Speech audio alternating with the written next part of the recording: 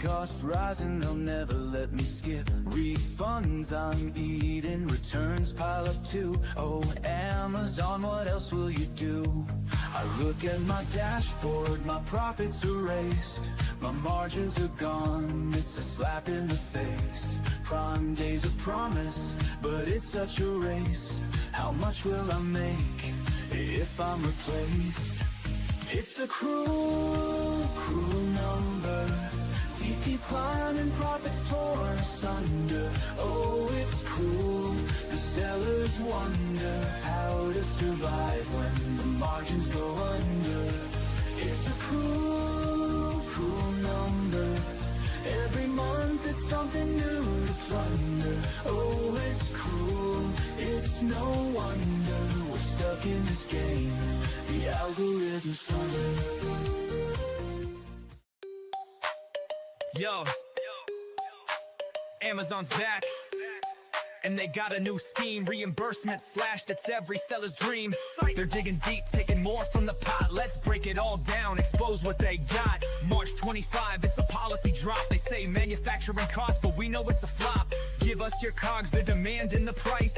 But if you don't, they'll estimate nice. Nice for them, not for you. Watch a payout shrink. The comprehensive evil is a corporate wing. Lost in the warehouse, damaged on the floor. Now they pay you pennies, not a cent more. Fees on the rise, profits on the run. They don't lift a finger, but they pocket the fun. We're fair! They shout while they cut our shares. Amazon math, man, it's full of errors. Fees, taking our dough. They're stacking the deck, and it's sellers who owe. Reimbursements? Nah, they're taking us down, but we're still here, we don't mess around. Fees, straight to the top. Amazon's game, it'll never stop. Margins tight, but we keep the grind. Sellers unite, we're one of a kind.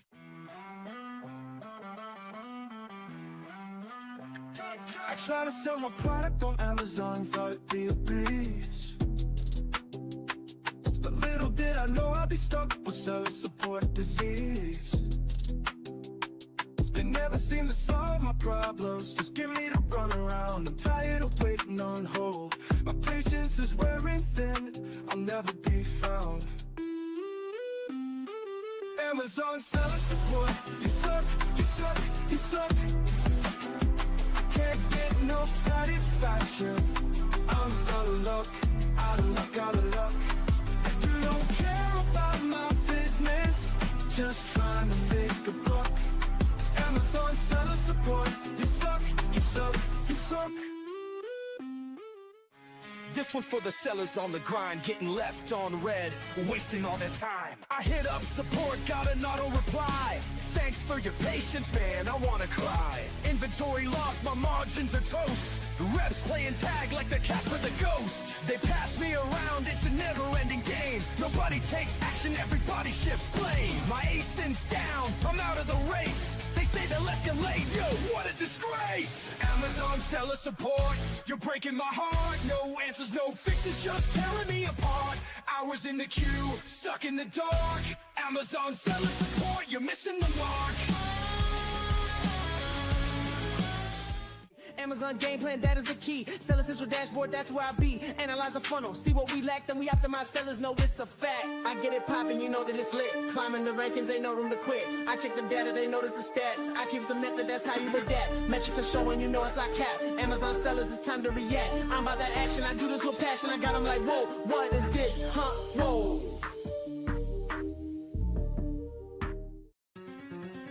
I don't know, dude. I think everybody's just buying stuff based on reviews and badges or whatever. They don't even know who we are. These customers don't even know the name of my brand. But they keep clicking add to cart like it's part of the plan. They see that Amazon badge and think it's all grand. But yo, they don't even know the name of my brand.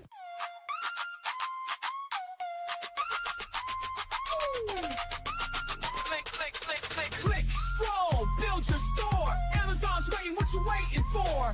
Brand it loud, make it shine. Steven's here to drop the rhyme. Blue tiles, banners, plug and play. Your storefront's live, let's sell a day. Now listen up, I'm Steven Pope. Amazon guru, I'll help you cope. Step 1, get that trademark stamped. Without brand registry, your Amazon cramped. Head to Seller Central, log in quick. Manage stores tab, yeah, that's the trick. Upload your logo, flex that style. You're about to make Jeff Bezos smile. Where pick a template, marquee or grid. Drop your tiles like a branding whiz. Hero image, big and bold. This store's gonna glitter like digital gold. Scroll, build your store. Amazon's waiting, what you waiting for? Brand it loud, make it shine. Steven's here to drop the rhyme. Blue tiles, banners, plug and play. Your storefront's live, let's sell today. Yo. In the trenches of the Amazon game, trying to survive while it's driving me insane. Nobody warns you, they just claim it's passive income. Nah, it's pain. I'm sitting at a birthday, laughing, chilling, next to a newbie Amazon seller spilling. She's like, Prime so smooth, it's a killer. Then tried to sell, now she's stuck in a thriller. Finding products, yeah, that's the first grind. Scrolling Alibaba, losing my mind. Sample suck, manufacturers decline. I'm like, dang, how's anyone doing this fine? Ship it in, pay for the bubble wrap, but they ship glass bottles in padded crap. Now I got hot sauce leaks, refund stack, customers pissed. Man, I'm under attack. Amazon's a beast, it's a fight, no peace. From SEO to PPC, the hustle don't cease. Think it's passive? Nah, you better increase your tolerance for chaos or face defeat. Trademark wars, brand registry's a scam. They banned my brand, now I'm in a jam. Listings yanked, products ranked and tanked. Lost dogs in the catalog, my account shanked. Now let's talk ads, it's a rabbit hole. 1,000 hours deep, man, it's taking my soul. Weekly negations, bulk sheets for control. Excel's my new weapon, but it's taking its toll. SEO's no joke, keywords in the game. Alt text, A+ content, playing insane. Lifestyle shots, avatars for fame, but the CTR's low. All products look the same. Amazon's a beast, it's a fight, no peace. From SEO to PPC, from SEO to PPC, the hustle don't cease. Think it's passive? Nah, you better increase your tolerance for chaos or face defeat. Let's go to Mac School. To Mac School. Class is now in session with Professor Pope.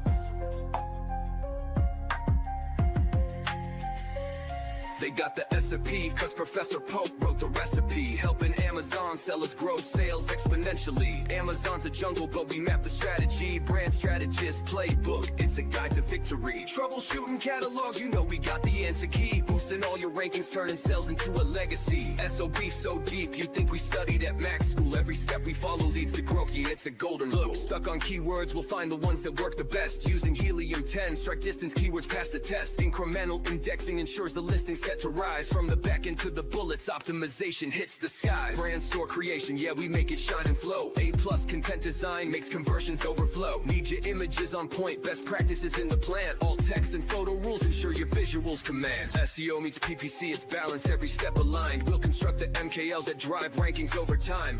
Budget caps and bid adjustments, no more wasted spending. Segmentation builds campaigns that sellers can defend.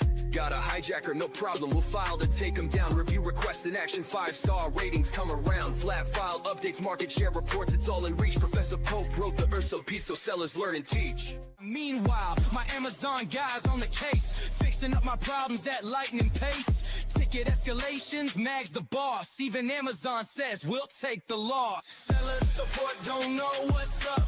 Passing the buck when the issue gets tough. They're the official team, but they can't comply. So they say, reach out to my Amazon guy. They're supposed to be the pros, but they can't decode policies and tools from their own damn road. I'm paying fees, yet they bring me stress. But Mag turns my chaos into pure success. Seller support reps, they throwing shade, but then admit, yo, Mag will get you paid. Third-party agency taking the throne while Amazon fumbles in their own damn zone. Seller support don't know what's up.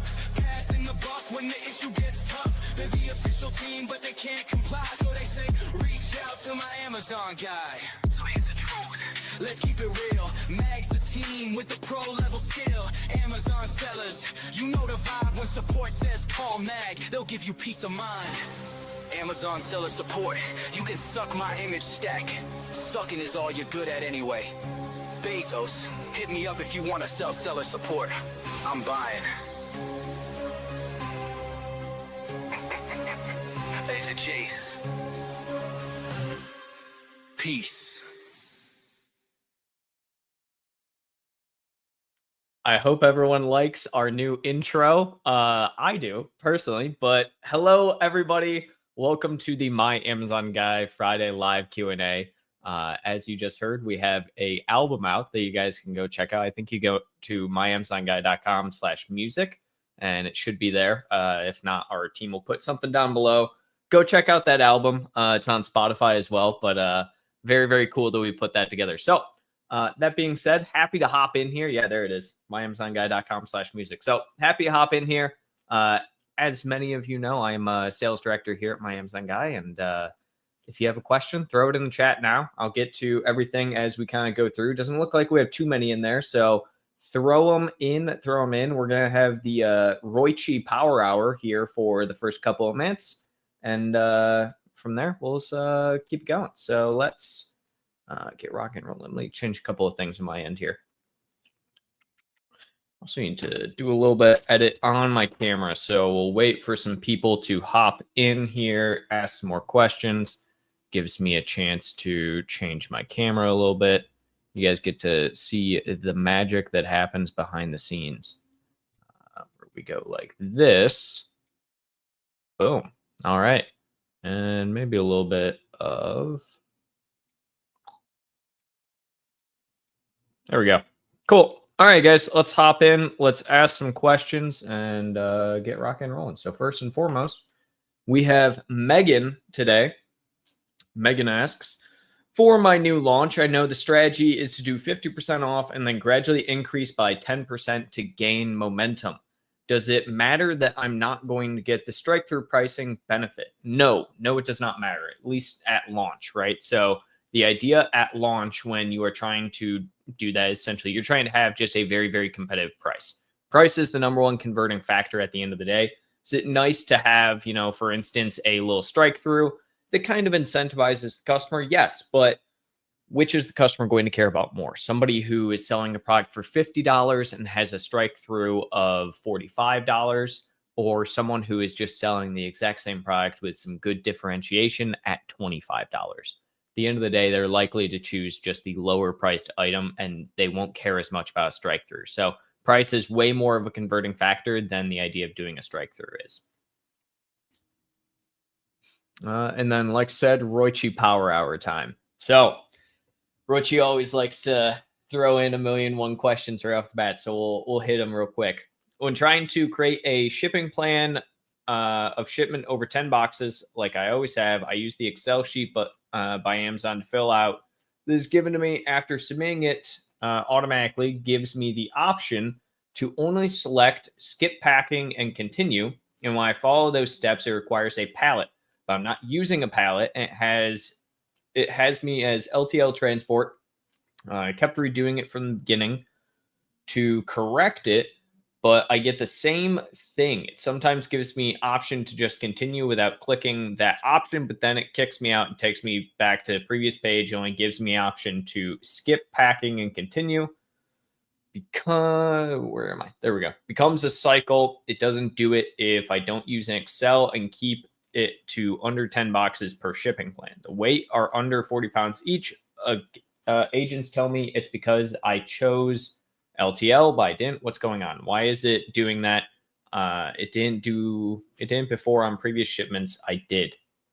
So I've seen this type of situation happen a couple of times, specifically when looking at the idea of like LTL and creating shipments. Usually what ends up happening, and this is probably not the solve that you want, Roichi, but usually what ends up happening here is 9 times out of 10, there is some form of slight user error.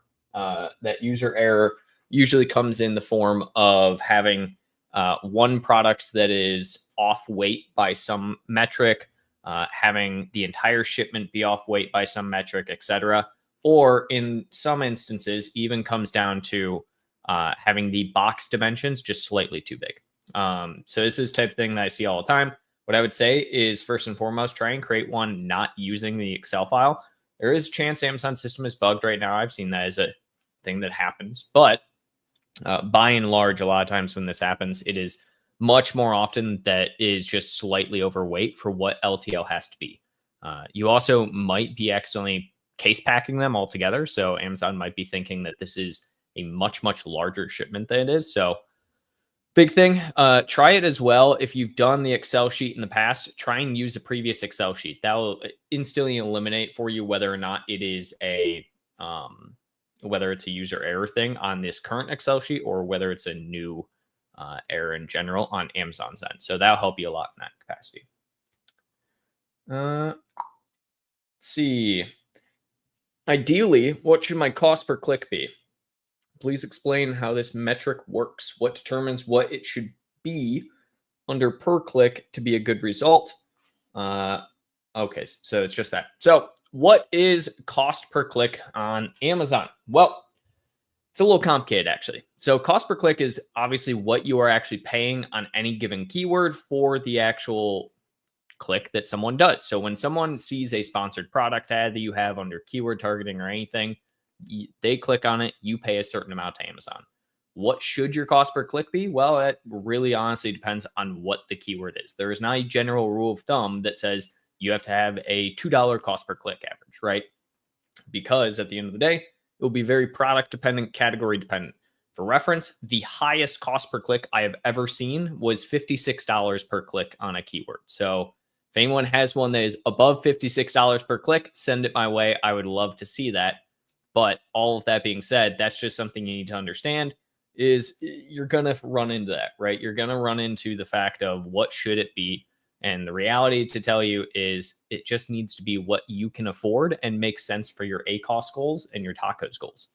That's the answer you really need, Roichi, at the end of the day. So the biggest thing I'll tell you when it comes to cost per click is you can understand a little bit more on it by doing some testing around placement adjustments. So again, something like a top of search placement is usually going to have a higher bid and a higher average cost per click than something like product pages or rest of search. So that just comes down to the idea of the market, right? So cost per click is defined, your bid is defined by the market. So you're essentially bidding against other people for that placement and for the ability for your product to show up instead of theirs. So if I put in a bid for $1, I am going to beat your bid at 95 cents, and I am going to have a higher placement than you typically would. So hopefully that kind of explains what you're looking for.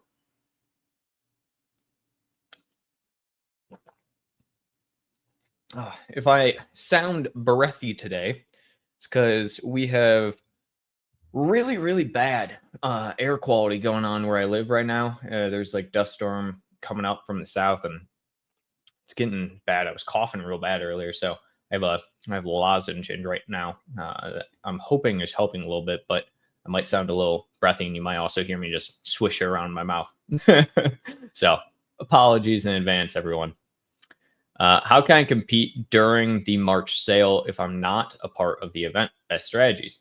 Yeah, just do a strike through price, throw up more advertising, right? So you don't have to have specifically promotions geared towards it.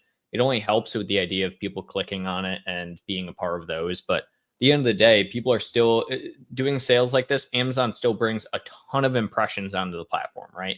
So the big thing is pull back a little bit on your overall bid if you're not going to get a ton of clicks, right? So you're going to have lower click rate than other people will.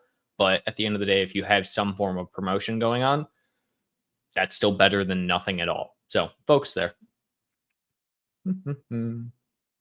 All right, we got a ton of questions in now. Let's see here. There we go. How can we add a product to Amazon that is no longer available and is needed? What do you mean? As in, like, it's no longer on Amazon's platform and it got deleted by Amazon? I mean, in that case, you have to create a new ASIN for the product. So you can create a new product at any point in time. But if you're talking about how do you add a product to Amazon that is no longer available, you can just add any product to your catalog if you know what the ASIN is. So you can find the ASIN of any product by going to that product on Amazon and then just copying the ASIN either from the details or from the URL. So let's see here. Our Surrogate Journey to Parenthood. That is an interesting name. By the way, this song is so accurate, especially with seller support. It is. Roichi's song's hilarious. Yeah, We had one of our team members, one of our executives, Stephen Bruning. He is the one who put all of that together and whatnot. He did a fantastic job on the album. I could not be happier with how it came out, and it is. I've given it quite a few listens. It's pretty funny at the end of the day. So, Rohail, hi Noah. Hey, how's it going? You guys hear me clacking down my teeth? Let me know if you can. I'll try not to do that again. It'll be gone here in a second. I'm guessing dissolved. Should I do lightning deal or best deal? I like best deal a little bit more than lightning deal. Lightning deals, I'm up in the air about. Realistically, I think best deal is usually just going to be better from a like long-term standpoint. So I would go best deal before I do lightning deal, just because best deal is going to show and give you that longer term. Whereas lightning deal, again, it's a lightning deal, so it has a very limited time frame on it. It's also more expensive usually than best deals. So I like them more for sales events like this, but Prime Day, if that rolls around, I'm up in the air on it. But best deal at the end of the day is usually where I'm going to go, Viper. Let's see.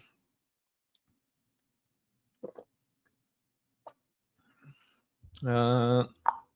Vendetta, are you using Helium? And if yes, what tools are you exactly using there and which way? This is an interesting question. The answer is yes. We use Helium for every single one of our clients. How do we use it? Well, a lot of ways, I suppose. So let me log into Helium here and share my screen. Helium 10. There we go. All right. I am not Mark, but what tools do we use? A lot of times, I'll be honest, for me personally, Cerebro. 9 times out of 10, if I'm doing anything on Helium, it's using Cerebro. So Cerebro is my favorite tool just from the aspect of being able to understand where exactly the ranking for keywords is, what people are doing from organic side, sponsored side.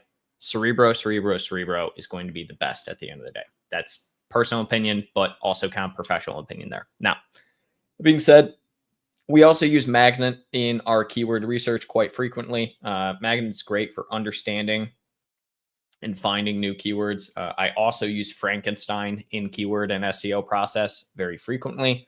I am constantly using the index checker just to see where we're at with keywords as a whole, as far as being indexed for them, especially if you're trying to do newer type of keywords and trying to add new things onto your back end. Keyword index checker is great for that aspect of things, just to see how much you're actually being indexed for. Again, keyword tracker, that's another one. Basically, at the end of the day, majority of what we're going to be using is keyword based. It's what I use Helium for 9 times out of 10. I have put together some market trackers. I don't like Helium's market tracking as much as I do other tools. So things like Data Dive are a little bit better in my opinion when it comes to competitor analysis, market tracking, things like that. So, take that with a grain of salt at the end of the day, but those would probably be the majority of tools that we're probably using. You can use the listing analyzer. To be honest, they're missing a bunch of stuff in the listing analyzer that actually would determine whether or not a listing is what I would consider to be good or not. So like I said, take everything with a grain of salt, but those are my favorite tools at the very least. Thanks for sharing all this information. No problem. Could you please let me know what the difference is between keywords for PPC and keywords for SEO? How they differ, and is Helium 10 enough to find out these? This is look at that. We got back-to-back information. All right.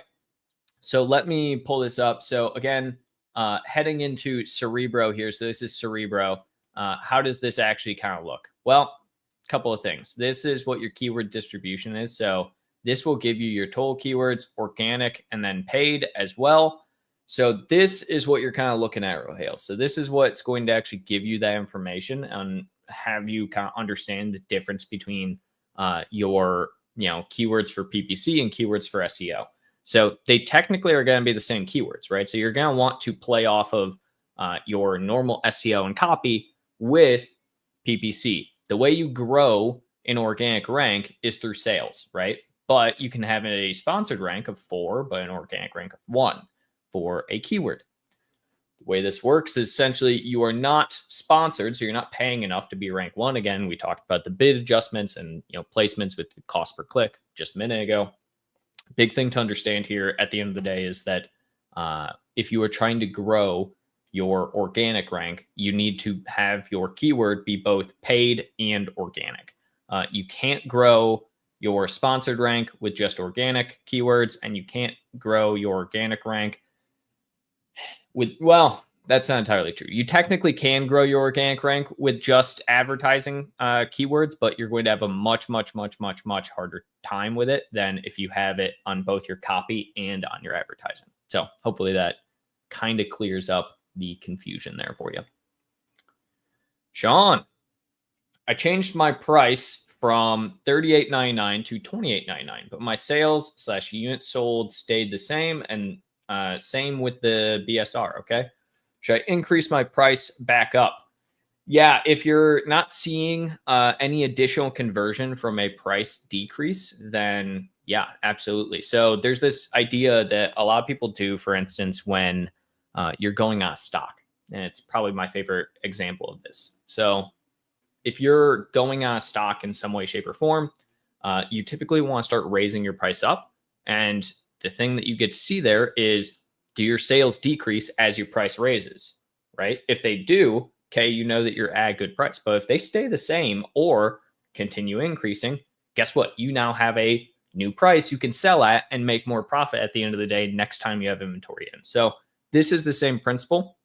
If you're not seeing any additional conversion from a price drop, obviously price isn't going to be the only thing. You do have to check to see if you're still getting the same amount of clicks, if you're having any less clicks, more clicks, etc. So did your actual conversion rate increase? So for instance, are you getting less clicks or more clicks, or did your conversion rate decrease?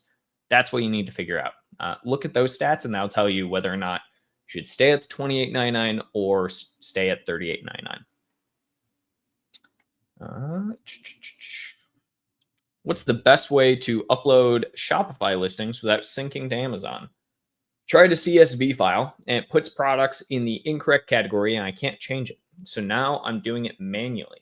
So CSV is how I've always done it. So there are like Shopify loading tools and whatnot, and you can just do downloads from Amazon and makes it easy. But if you don't want to connect your Amazon, your Shopify, which I don't know why you wouldn't, it's a very easy process to do and makes this entire process super easy. But CSV is just honestly your best way to go. What I would do is download a category listing report from Amazon for your products. And then I would take that exact report, open up a CSV on Shopify, and then just cross-reference the different tabs for the information. And then just upload that into Shopify. You shouldn't have any issues. There's tons of videos on this. I might make one, put it on our channel, but it's pretty niche problem at the end of the day. But I would be happy to if it's something that you're interested in, at the very least. Richie, it's the same size box as before with less weight than before and only one ASIN. Okay, so that's your main issue. Yeah, so again, Richie, test one of your prior Excel upload files. If you don't have the issue with that, again, there's probably an issue with your current Excel file. If you do have the issue still, it's an issue on Amazon's end. So I would just go manual for the time being, which sucks, but sometimes do it. How many keywords should I be indexing to the point that I know I'm good where I can lower my PPC to more auto? That's up in the air, right? So I typically will tell people, keep a 1-to-1 ratio when you first launch until you are at about 1,000 keywords organic. So paid to organic should be close to a 1-to-1 until you get to about 1,000. That being said, you shouldn't have 1,000 paid keywords. You should probably have closer at when you're at 1,000 organic to a 2-to-1 ratio, and then so on and so forth. So once you get to 2,000, you should be closer to a 4-to-1 ratio. Keep going like that. So hopefully that answers your question, but if you want me to elaborate on that, I'm more than happy to. Ricardo, hi Noah. I have a 100% ACOS and a 20% tacos. Why ads not converting too much, but organic, they go very well? Sounds to me like potentially you're not targeting the correct thing. So something you could do here, take a look at your SQP and see where it is you're actually converting from a keyword level on your search query performance. That'll tell you immediately if you have the correct targeting and relevancy when it comes to your advertising. There's also the chance at the end of the day that the way that you are competing on your advertising just isn't good. So maybe you're not doing enough self-targeting to be able to make sure that people aren't clicking off at the end of the day.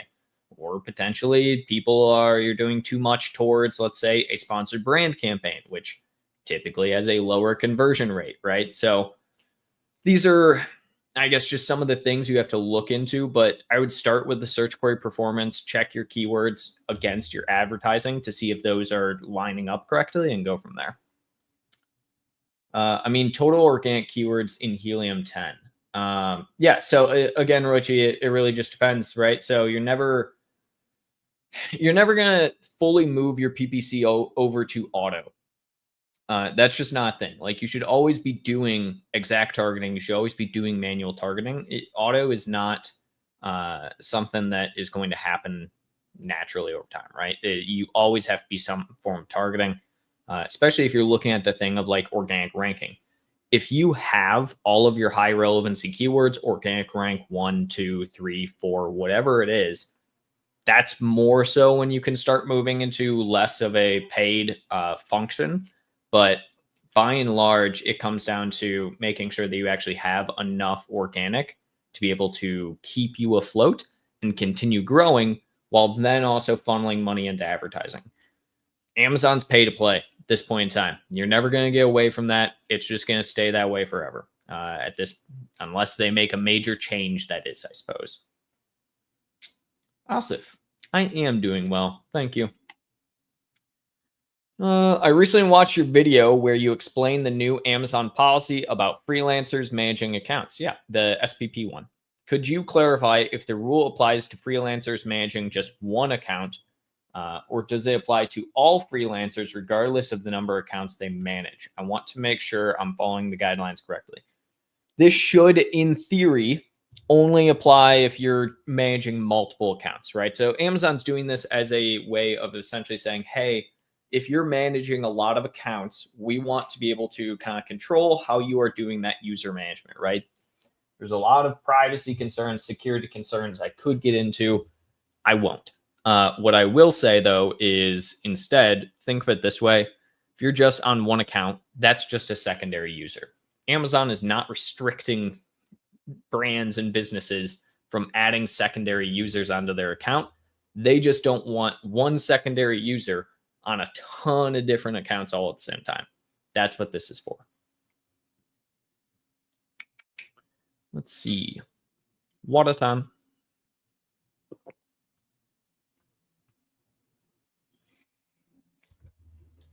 I'm doing my dangest not to cough right now, and it is becoming a struggle. So hopefully that won't happen. My ACOS for past 3 weeks have been 10% or over, but ACOS have been less than 30%. 3 weeks been okay. That doesn't okay. I'm struggling to lower ACOS without it impacting my overall sales. Okay. Sorry, my tacos have been under 30%. What benefits? Okay, so let's dig in this first, Richie. So, all right, so your ACOS for past 3 weeks have been over 100%, but tacos have been less than 30%. I'm struggling to lower ACOS without impacting my overall sales. Okay, so here's the thing that I will tell you. What are you trying to achieve from a tacos goal? So if you are, say, comfortable at 25% tacos, right? If you're comfortable at 25% tacos, which to be honest, for a lot of brands is really high, but maybe it's easy for you to be at 25% and it's not a big deal. Realistically, I'd rather you be closer to 15 or 10%, but regardless, let's say you're fine at a 25% tacos. Are you going to have an issue if you continue to see your sales rise, but your tacos stays the same? So if you continue funneling money into advertising, right, you're paying $1,000 right now. You up it to $2,000. Everything stays the same. You have high ACOS, but your tacos stays 25% with an additional $1,000 budget. Is that an actual problem? I typically say no, because it means that your profit at the end of the day is the same and you are still gaining momentum organically, right? So if your tacos stays consistent, no matter how much money you put into your advertising, it means that you are gaining momentum from a product and a brand perspective organically and getting more organic sales. So therefore, I never look at it as much of an issue. Now, that being said, of course, people don't want to keep funneling money into advertising, so you can start pulling back. But realistically, I would just, keep on the same path that you're on right now, because you're going to continue growing, right? And there will be a point in time in which your organic starts to overshadow the ad spend and you can kind of pull back from it. But realistically, if your tacos never moves a percentage point, I don't touch it. That's kind of just my go-to. What benefits does Jungle Scout have over Helium 10? It depends, right? So they're both tools. They do a lot of the same things. You could say the same thing about, fell off my desk. You could say the same thing about Smart Scout, right? So all of these tools are doing the same thing at the end of the day. They're tracking keywords, they're collecting data, they're giving you a lot of information one way or the other. Thing you just have to essentially consider is, which one do you like more? Which one works better for your product? Which one do you find more reliable? I think a lot of times there's not a right answer here as to what benefits one has over the other. There are different tools in them. There are different services some offer that others don't. But at the end of the day, they're all essentially the same exact type of service, which is Helium 10 is going to give you keyword research and product research. Jungle Scout's going to give you keyword research, product research. Smart Scout's going to give you keyword research, product research. They all do the same thing. They just have slightly varying data. All of them are going to give you the same pretty much data, except it's going to be like 5 to 10%, somewhere in that realm of difference. So it's kind of dealer's choice. Mark Senny, hey Noah, how do you determine the correct big amount when setting up an auto campaign for a new product? I assume you mean bid.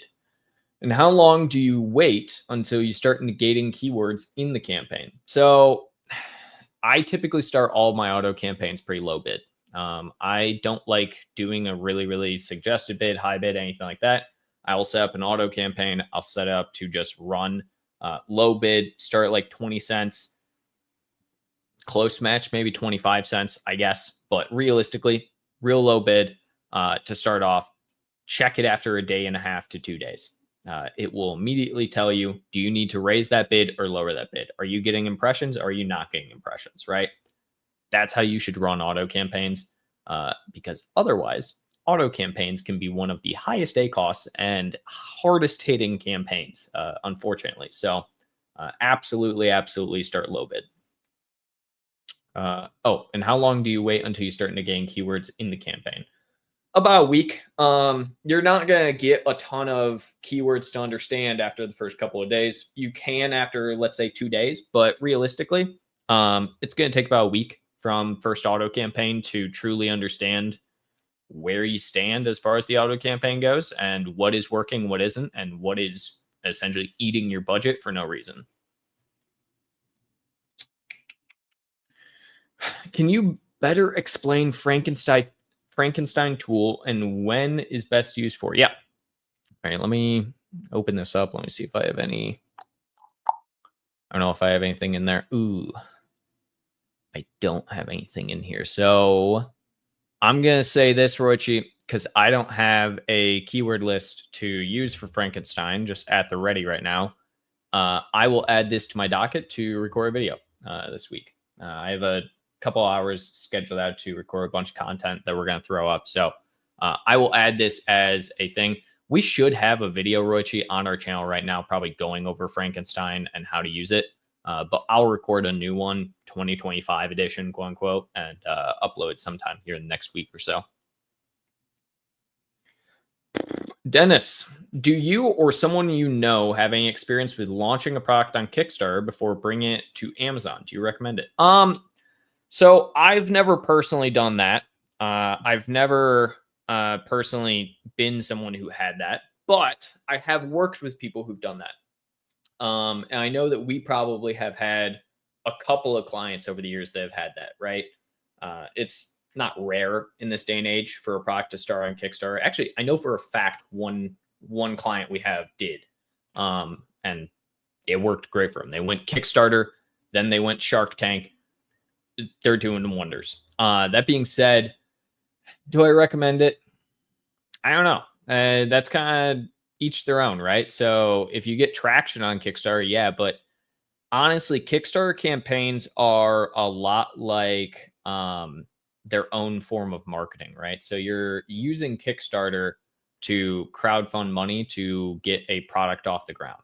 But at the same time, you still have to have money to be able to market that product. A lot of the Kickstarter campaigns that do really, really, really well, they're using marketing dollars already for Kickstarter, right? They are going to influencers and they are paying influencers to talk about the Kickstarter. They're giving influencers a part of the Kickstarter. They're doing tons of stuff in the background. So it's just another marketing tool. It does help with crowdfunding, helps understand market a bit more.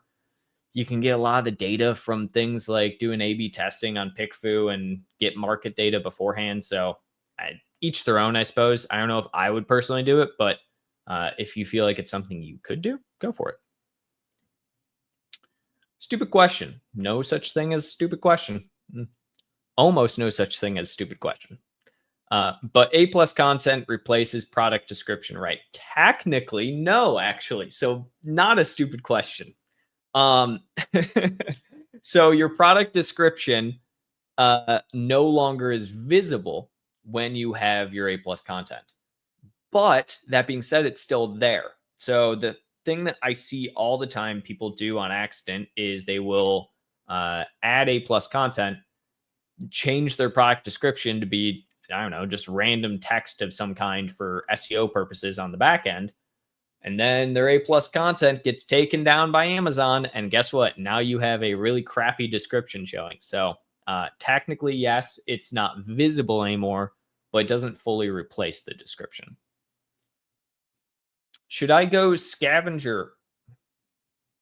Should I go scavenger hunt for low competition keywords under 500 search volume with low $1 cost per click and find 20 of those keywords to launch versus using high search volume keywords at $3 cost per click for launch, assuming both are relevant? Assuming both are relevant, this is more of a dealer's choice thing, depending on your budget and what you're planning on spending on advertising, right? So for me personally, I like doing more of a broad approach when I'm doing a launch. So I like doing, yes, some high volume or low volume search keywords, right? So somewhere between 1 and 500 search volume.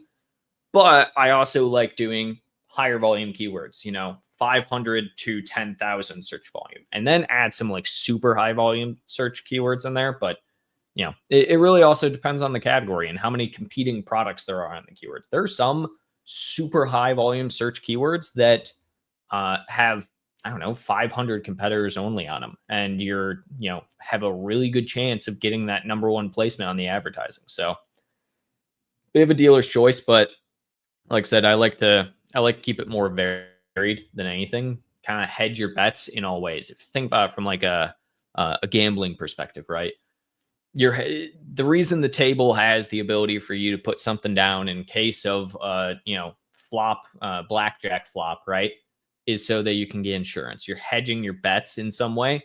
It's not going to really matter a lot of times, but that's the best way to go about it. Roichi.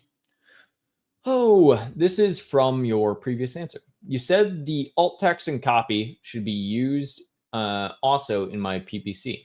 Got a bit confused. Having high organic of 2,000 where PPC is 700 is not good to be not good to really be indexing at a healthy place.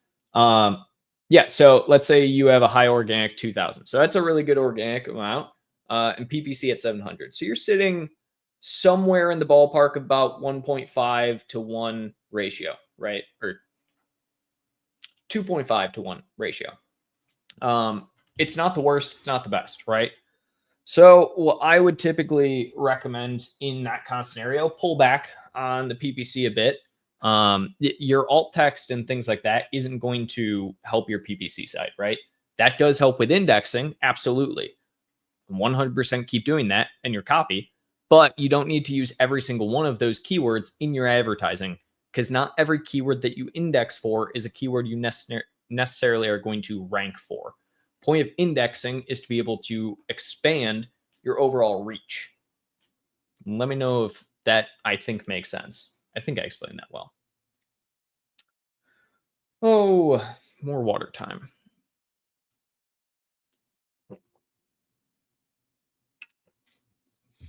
All right. Can you explain a good and cost-effective placement strategy? Okay. I focus more on the search, but it's too expensive sometime. Could you please tell me a good strategy for new top of search? Unfortunately, it's just top search. It's expensive, right? So focus on your on very specific keywords. Figure out which keywords are costing too much and negate them. That's honestly my best advice to you. Try and figure out a good middle ground for your cost per click. There are some categories that are just expensive at the end of the day. You can't get away from that. But what you can do is choose which keywords are getting you the best results, right? So if you have one keyword, 50% ACoS, another keyword, 25% ACoS, double down on the 25% ACoS, make it 35% ACoS. Well, not ACoS, but double down on the bid. Hopefully you continue getting it without much of an ACoS rise. So that's usually the best way to go about it, especially at launch time. New launch isn't a time where you need to be worrying as much about the idea of like cost effectiveness with your placement. What do we do if the keyword will not spend if we set high bids as well? Keyword has volume as well, and products also 10+ review with correct category node path. Okay, so that few reviews doesn't matter. Until you get to the point of 250, 500, 1,000 reviews, reviews don't matter that much, especially if you don't have at least a 4.3, 4.4 rating. Now, what do we do if the keyword will not spend if we set high bids as well? It sounds like there's no search volume behind it. So I have a video on our YouTube. I'll try and find it. Maybe one of our people on the back end here can link it in the comments, but it goes over all of the reasons as to why you might not be getting impressions or spend on your keywords. Relevancy is a huge thing. Search volume is a huge thing. Could be that your product is suppressed in some way. That's possible as well. There's a lot of different reasons. Watch that video. It'll be super intuitive for you. My service is approved on SPP. Awesome. What is access method of child access through SPP, or will we receive normal invite? It's like verification on SPP. I'm not eligible for authorized partner access. Okay, so first and foremost, Dula. So the biggest thing here with the SPP is that Amazon announced all of this. They have not set up all of the things they need to. That is what told you guys I was going to cough at some point. Hold on. Okay. So that's what you need to first and foremost understand, is that they haven't set everything up yet. So the ability to access user accounts the way that they want, that's not set up in the way that it needs to yet. Right now, it's still very much an API access. You should get the eligibility for the authorized partner here within the next few weeks. So the actual deadline for all of this is not April 10th. It's August 25th. Amazon has been sending stuff out for people to get registered before April 10th, but you don't have to worry about that until August at the earliest, I think. So Amazon will announce stuff here shortly. I got a message yesterday from one of our partner reps, and he was like, hey, yeah, you guys are good for right now. Nothing else needed at the time. Continue working on secondary user accounts as is. So you'll be fine for right now, Abdullah.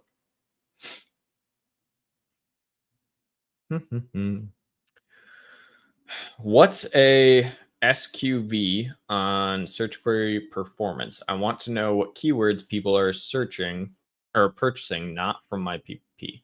What is SQV? I don't know what SQV stands for. I can check search query performance right now, and I will let you know. But let's see.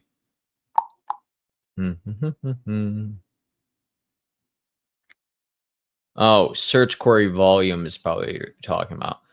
Search query volume is just how many, it's the search volume, right? So it's just how many people are searching for it. So similar, if you were to go to Helium 10, go to Cerebro and it says search volume, that's what it is. It's just telling you the actual search volume. I've been following Mag for 2 years, still at $0. How can I master PPC and get hands-on experience? If you haven't already, take our Mag School PPC course. Biggest thing. How can you master PPC? That's just time. I'll be honest, it's a lot of trial and error.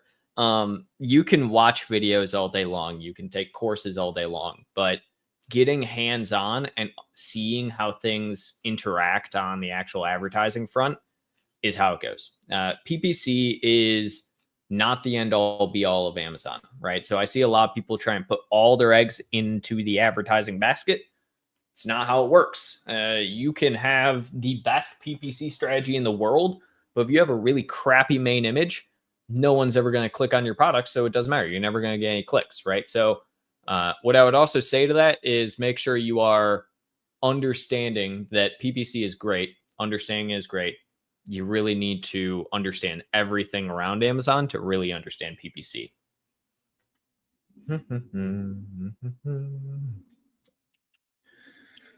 I made it. They are the same keyword that I'm targeting to can be placement issue. What is this in reference to? Did you ask something earlier? 100% ACOS and 20% tacos. Why ads not bring too much, but organic, they go very well. And you said they are same keyword that I targeting to. Can be placement an issue? It could be. So I would look at your bid structure here and say, okay, so are you spending only on top of search? Are you only spending on product pages?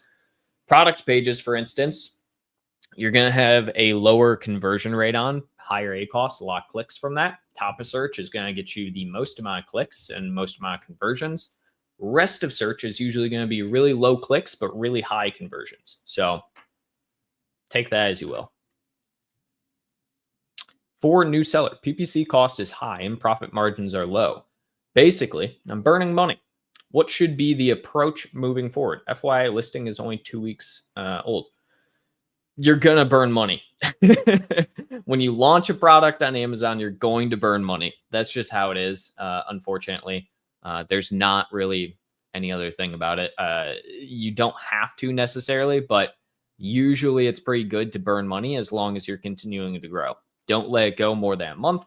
That being said, if your PPC cost is high and profit margins are low, sounds like maybe you need to raise your price a little bit more. It could be that you're over-targeting, overextending yourself on what you're targeting as far as your PPC goes. What should your approach be moving forward? Again, I think that kind of answers it, right? Raise price a little bit if you really have to. That's going to lower your conversion though, but you can then retailor your PPC to really high relevancy, really high conversion keywords. Don't be afraid to negate anything either. Thank you for your wisdom. You're welcome. I like when people call it wisdom at the end of the day. What are best integration apps to use for MCF for TikTok? I'm using WebBee, but not sure if I'm happy with them. I don't know. Fortunately, this is outside of the realm of where I kind of know. I haven't done a ton of testing with a bunch of the different integration apps. I know Amazon last year announced that you can start purchasing products through TikTok through TikTok on Amazon. So like with Prime. I don't know if there's a very specific path or answer on this yet, Roichi. I don't know if there's necessarily one-stop shop. We have 30 days, right, about that before TikTok could potentially be completely banned again. I don't know if I'd be putting a ton of time and effort into it right now, to be entirely honest with you.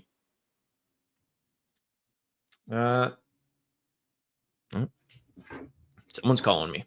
Too bad. How much to pay social media influencer as a new brand owner?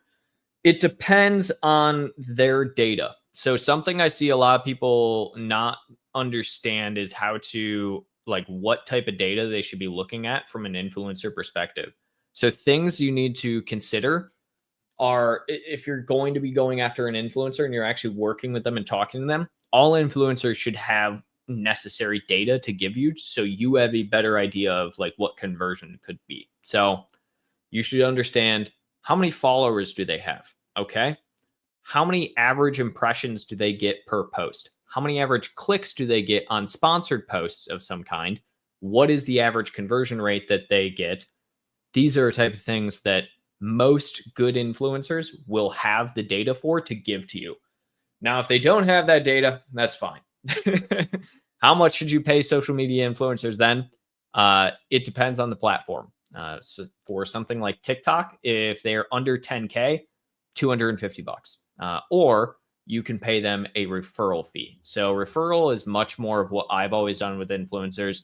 I don't usually like the idea. I mean, back in the day, Instagram influencers, they could charge you an arm and a leg if they had like 50K followers. It was ridiculous how much they would charge, and it's all upfront flat, plus they want a referral percentage. It was ridiculous back in the day. That being said, this day and age, there's so many influencers out there. It's a much more competitive market.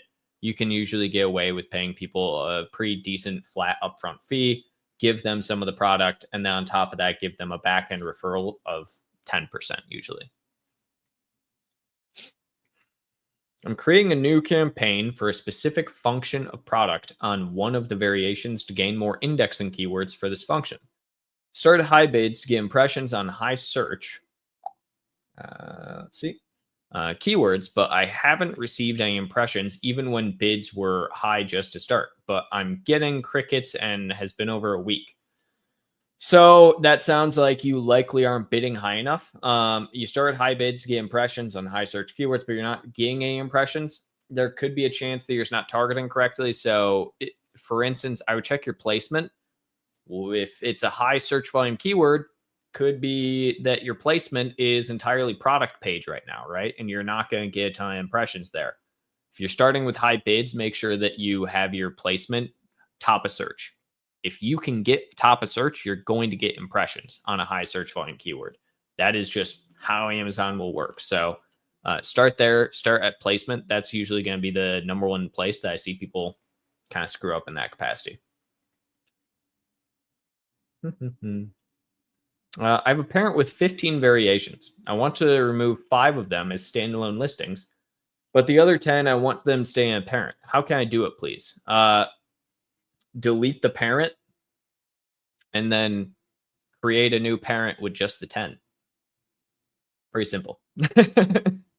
There's not like a secret trick here, Roseanne. It's literally just that. Just delete the parent and then create a new parent that just has the 10. Is there a way to tell how much another brand is using on ads? Also, what do sponsored brand ads cost compared to sponsored products? Is there a way to tell? No, there just isn't. There is no good tracker that actually gives you that data out there. There's no way for us to know how much another brand is spending. I've seen some software out there try and claim they know, but then, you'll end up going and talking to the brand and it's like not even comparable in the slightest. So up in the air on that. What do sponsored brand ads cost compared to sponsored products? Depends. Honestly, they're usually, like I said, going to be a little bit more pricey from the perspective of you're not going to get as many conversions from it. So it's usually going to be a higher ACoS perspective. But if you can get a really, really nice put together sponsored brand, sometimes they can actually work out from a better converting factor. So, they're comparable pricing wise, right? It's just advertising.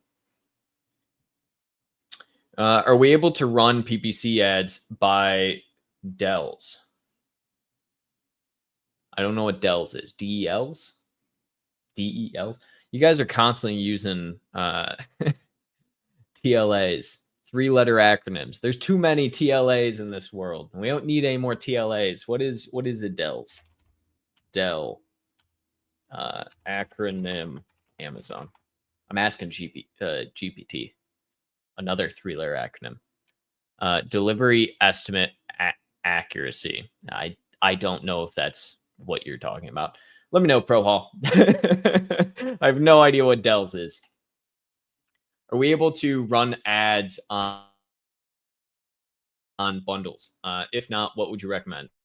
Yeah, so you can. So it's I mean, it's just another ASIN, right? So it's just ASIN targeting. So you can run ads on them. If you're talking about like virtual bundles, technically, yes, kind of. It's more like you're running it against the actual product itself rather than the virtual bundle. So yes. If not, what would I recommend? So if you're not going to do advertising, do like brand tailored promotions. Those work really well for virtual bundles because, you know, if somebody was really, really interested in, let's say, a deck of cards, they might be really, really interested in a deck of cards plus a candle. I don't know. I hope that kind of answers the question.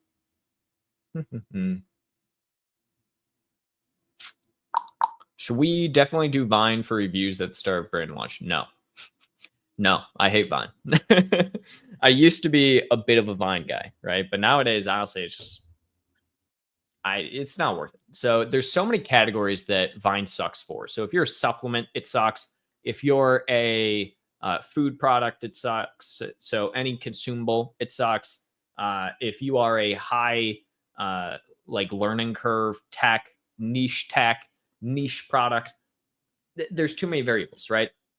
The average Vine review is 4 stars. It can get as low as 3.5 depending on the category. The average regular review is 4.3. There's zero reason to do Vine. The difference at the end of the day between 3 reviews and 30 reviews when you first launch a product, negligible. Absolutely negligible. The only time reviews matter is if you're, like I said, at minimum over 100, but realistically more like 500. Stars matter way more. So increased bids on high-performing keywords under 40% on PPC. Lower bids on keywords over that. So allocate to increase sales without increasing ad costs. Correct. You did, in fact, get that. And how often do I adjust bids as it changes throughout the day? I adjust bids, typically speaking, once every 2 days. So Amazon, if you don't know, when you're looking at Amazon's ad console, the data you're looking at is 48 hours old. So a lot of people don't know about that attribution where you're not looking at real-time data on Amazon. You are looking at data that's typically about 48 hours old on the ad console. So you have to pretty much be making decisions historically, which sucks. But yeah, so once every 2 days is good because you can make a change, go back 2 days and see how that change affected things. How much do sponsored brand ads cost?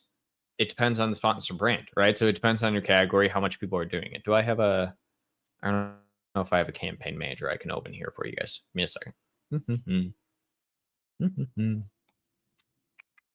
So if I look at this product, for instance, can I do this without revealing any information?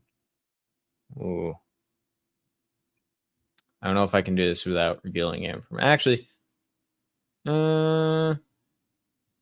kind of. Yeah, I'll share this. I think this will be fine. Let me share this tab and then. Okay.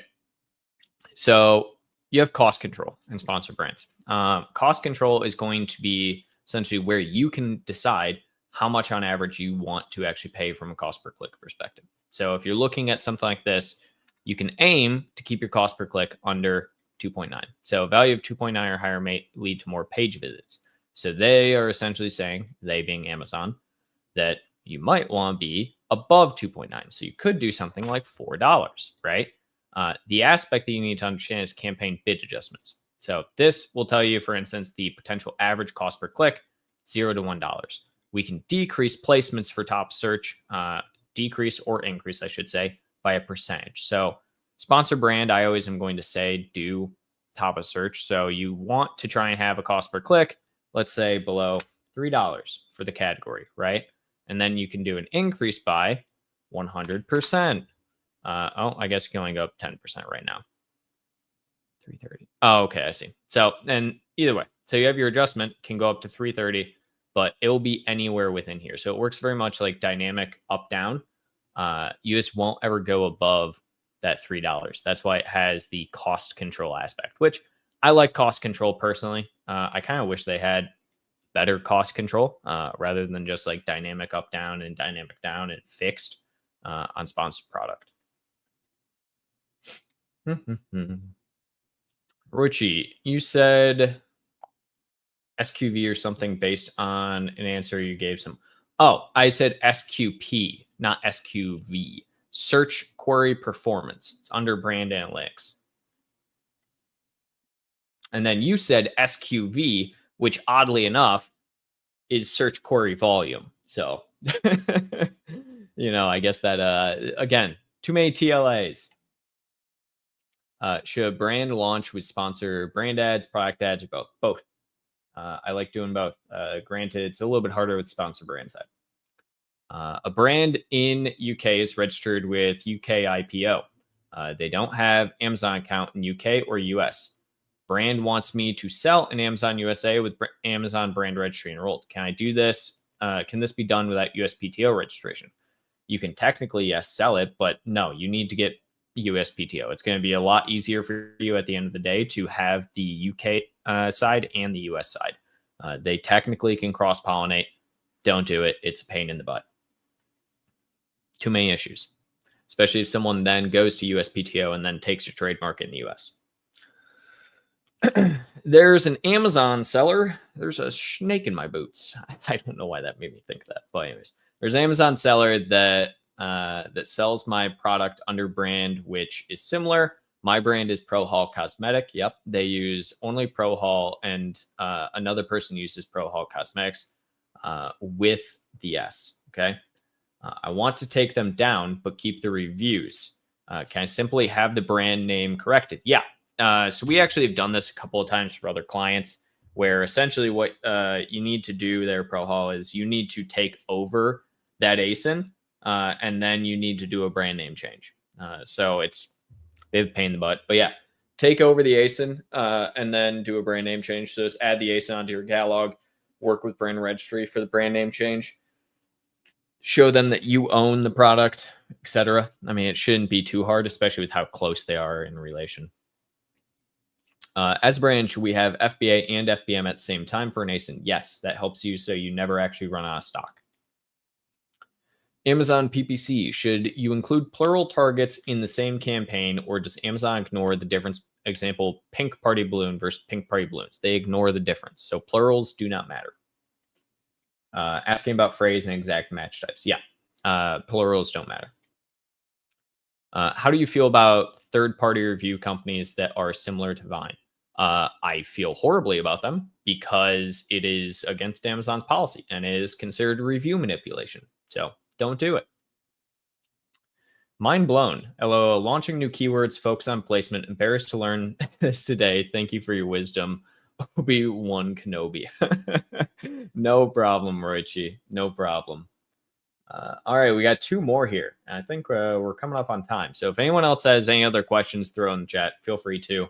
Like I said, I got a couple extra minutes here today, so feel free to throw it in. I'll get it answered here. If I'm running a big spring sale, is it necessary to run PPC campaigns at the same time? Yes, absolutely. I'm concerned it might lead to negative profit margins. You are going to be at a great disadvantage comparatively to the market if you are just running a promotion for price off and not doing any advertising, unless you already are ranked organically really, really well and get a lot of organic sales. Now, that being said, you also might completely lose your organic rank during big spring sale if you're not being competitive against the market. So take that with how you will, but I absolutely would be doing PPC at the same time. What with the UK IPO registration, is there a way where I can at least get Amazon brand registry benefits in Amazon USA? Not really. No. So you have to have the brand registry for the specific marketplace. So you can be brand registered and you can do cross-pollination into other marketplaces without the brand registry, right? So you can create the brand registry on the UK account, and then you can add that product into other marketplaces and still technically retain the brand registry, but to get full trademark ownership, you need to do USPTO as well.